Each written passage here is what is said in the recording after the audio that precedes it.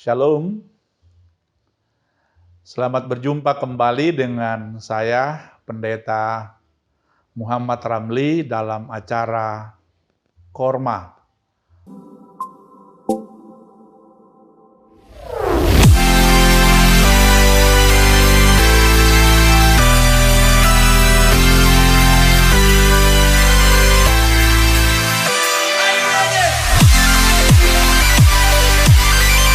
Atau khotbah dari rumah.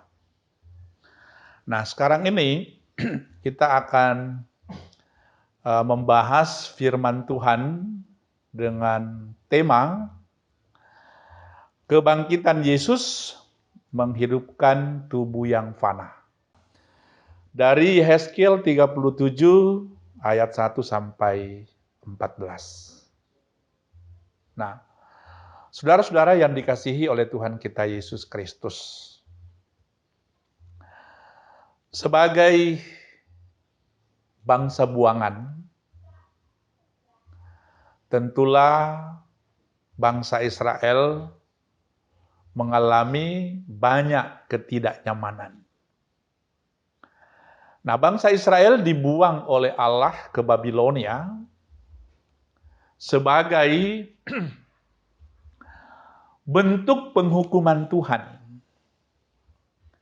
atas ketidaksetiaan di dalam mereka menyembah dan memuliakan Tuhan.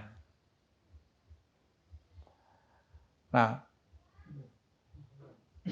sebagai bangsa buangan yang mengalami banyak masalah, banyak pergumulan, maka bangsa Israel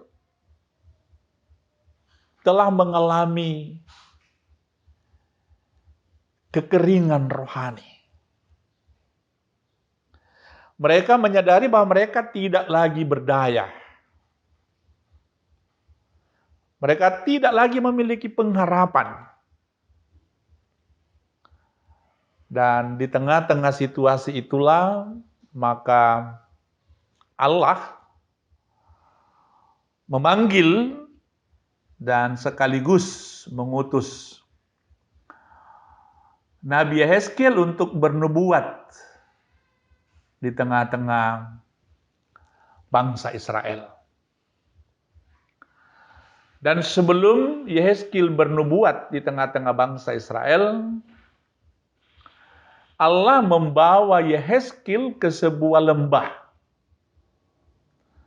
di mana di situ Allah memperlihatkan kepada Yehezkiel tentang tulang-tulang manusia yang berserakan begitu banyak.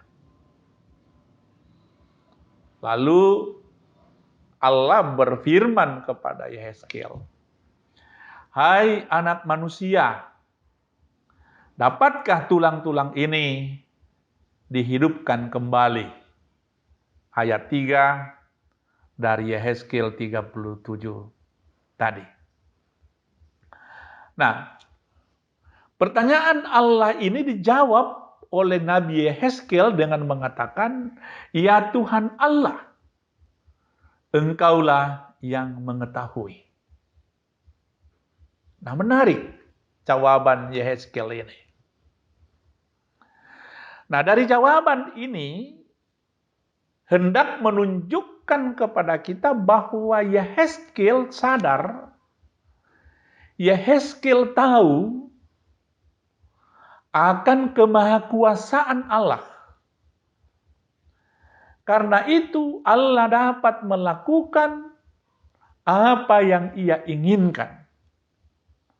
Allah dapat melakukan sesuatu sesuai dengan kehendak dan keinginannya.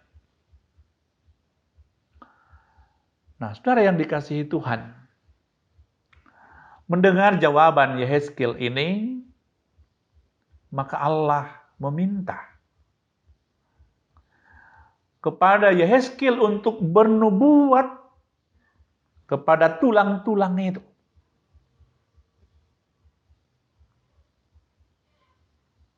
Dan atas perintah Allah ini, Yehezkiel bernubuat dan mengatakan, "Hai tulang-tulang yang kering, dengarlah firman Tuhan. Beginilah firman Tuhan Allah kepada tulang-tulang ini. Aku memberi nafas hidup di dalammu, supaya kamu hidup kembali. Aku akan memberi urat-urat padamu dan menumbuhkan daging padamu. Aku akan menutupi kamu dengan kulit dan memberikan kamu nafas hidup, supaya kamu hidup kembali dan kamu akan mengetahui bahwa Akulah Tuhan." Yehezkiel 37 ayat 4 sampai 6. Nah, saudara-saudara yang dikasihi oleh Tuhan kita Yesus Kristus. Setelah Nabi Yehezkiel bernubuat, maka ia melihat bahwa tulang-tulang itu mulai bergerak. Berderak-derak dan kembali bersatu kembali seperti sedia kala. Bahkan tidak sampai di situ saja. Setelah pondasi atau tengkorak tubuhnya tertata rapi, maka urat dan dagingnya pun tumbuh dan akhirnya ditutupi oleh kulit. Hanya saja mereka belum bangkit karena belum memiliki nafas hidup. Nah, saudara-saudara yang dikasihi Tuhan, setelah tulang-tulang itu terbentuk kembali menjadi tubuh, maka Allah kembali meminta kepada Yehezkiel untuk bernubuat. Lalu Yehezkiel bernubuat dalam ayat 9 sampai 10 dengan mengatakan, "Bernubuatlah kepada nafas hidup itu, bernubuatlah hai anak manusia. Dan katakanlah kepada nafas hidup itu, beginilah firman Tuhan Allah. Hai nafas hidup, datanglah dari keempat penjuru angin dan berhembuslah ke dalam orang-orang yang terbunuh ini, supaya mereka hidup kembali." Yehezkiel 37 ayat 9 sampai 10. Dan sesudah Yehezkiel bernubuat, maka tubuh-tubuh itu hidup kembali. Kemudian Allah menjelaskan makna dari penglihatan Yehezkiel itu dengan mengatakan, "Hai anak manusia, tulang-tulang ini adalah seluruh kaum Israel. Sungguh mereka sendiri mengatakan, tulang-tulang kami sudah menjadi kering dan pengharapan kami sudah lenyap. Kami sudah hilang." Ayat 11 dari Yehezkiel 37 tadi. Nah, saudara-saudara, apa yang dapat kita petik dari dialog antara Allah dan Yehezkiel ini? Nah, hal yang dapat kita lihat ialah Tuhan tidak diam dengan situasi yang dialami oleh umat pilihannya, yaitu bangsa Israel. Tuhan tidak membiarkan bangsa Israel tetap hidup di dalam penderitaan, di dalam pembuangan, di dalam penguasaan bangsa Babilonia. Dari sini juga hendak ditegaskan bahwa kekalahan Israel dan jatuhnya Yerusalem ke tangan bangsa Babilonia tidaklah berarti bahwa Yahweh atau Allah yang lemah, atau Allah yang ingkar janji dan berpaling dari bangsa Israel. Justru sebaliknya. Peristiwa pembuangan Di sana Allah hendak menegur sekaligus mengingatkan bangsa Israel akan ketidaksetiaannya pada hukum dan aturan yang sejak dulu telah menjadi perjanjian kudus antara Yahweh atau Allah dengan para leluhur bangsa Israel. Nah, saudara-saudara yang dikasihi oleh Tuhan kita, Yesus Kristus. Saat ini, dunia dan secara khusus bangsa Indonesia dilanda wabah virus corona atau COVID-19. Nah, wabah ini atau virus corona ini telah menimbulkan banyak korban jiwa.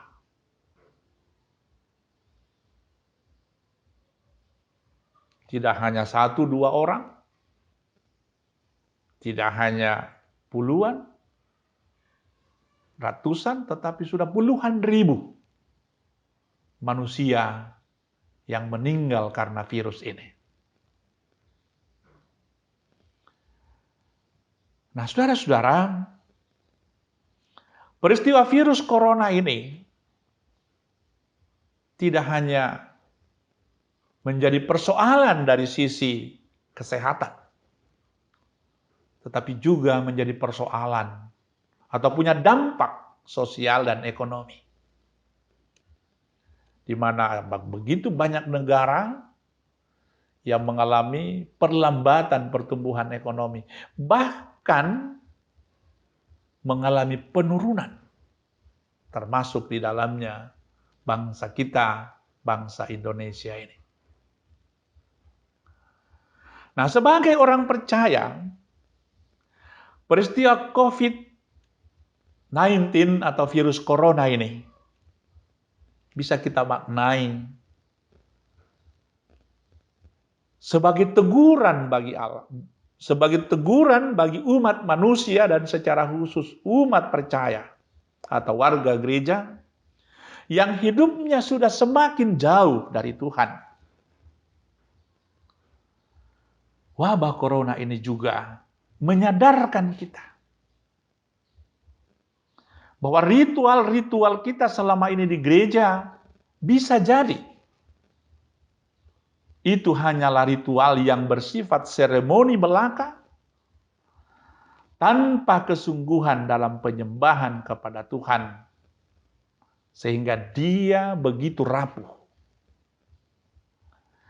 Itulah sebabnya kita harus berdiam diri di rumah untuk mengevaluasi tradisi ritual kita selama ini yang bisa jadi tidak dikehendaki oleh Allah. Nah, saudara-saudara yang dikasihi Tuhan, memang peristiwa virus corona atau COVID-19 ini begitu dahsyat dalam kehidupan umat manusia. Tetapi wabah atau virus ini hendaknya tidak membuat kita kehilangan pengharapan kepada Allah.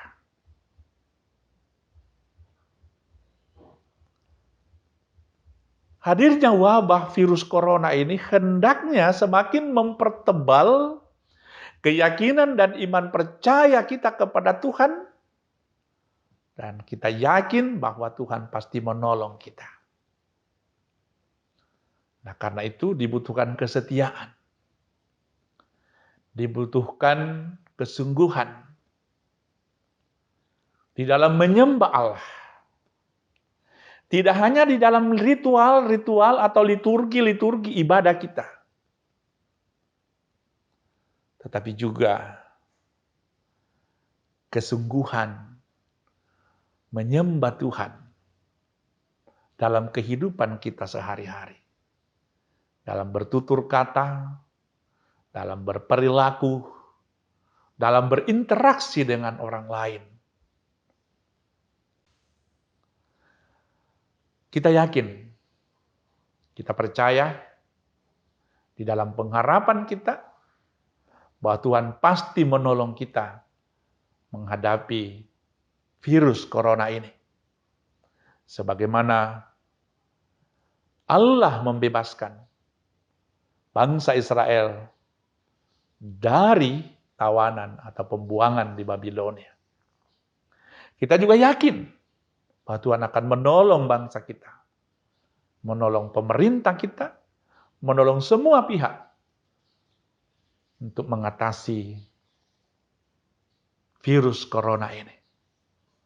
Kita yakin Tuhan yang Sang Immanuel itu akan bersama dengan kita selalu.